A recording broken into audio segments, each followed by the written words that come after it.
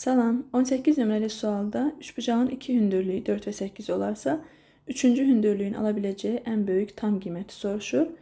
Burada düsturları qeyd etmişəm. Həmin düsturlara əsasən yaza bilərik ki, 1/4 minus 1/8 kiçikdir üçüncü hündürlükdən, kiçikdir 1/4 üstəgəl 1/8.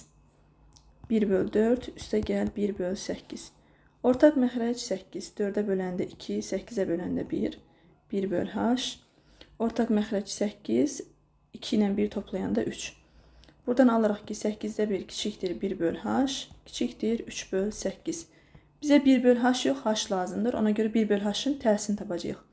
8-də 1-in tərsi 8, 1/h-ın tərsi h, 8-də 3-ün tərsi 3-də 8. Tərsini tapanda bərabərsinin işarəsi əksinə dəyişilir.